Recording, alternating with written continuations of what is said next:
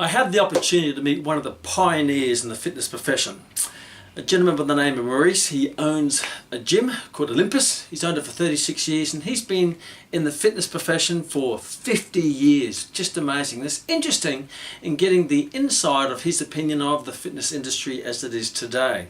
One of the things that came out is that he shared that he believes that everyone's getting so distracted away from the fundamental things that are going to make the biggest differences to your body. If you want to change your body, if you want to shape your body, and these are his words, if you want to increase bone mineral density, if you want to build muscle, if you want to tone muscle, then you have to overload it. You have to overload it with progressional, increasing overload.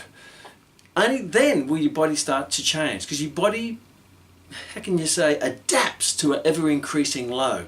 And what he said is that everyone's getting so distracted about all these fancy types of exercises where they're using lighter weights and flinging them around, or they're flinging their bodies around like a monkey, and they're doing all these fancy type train techniques which are taking you away from the fundamental training principles that are going to give you the greatest results, the biggest bang for your dollar.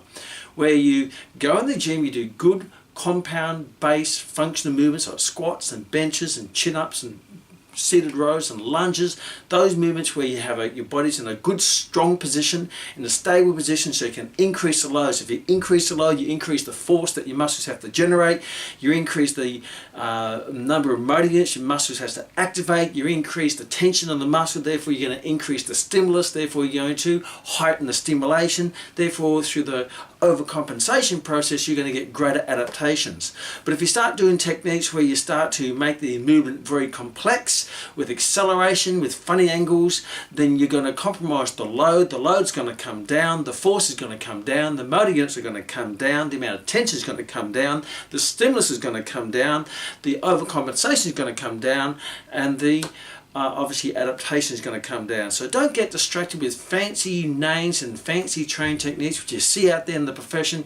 Get down to the fundamental movements, because if you stick to the basics, you never have to go back to basics, and that would be no cow poo.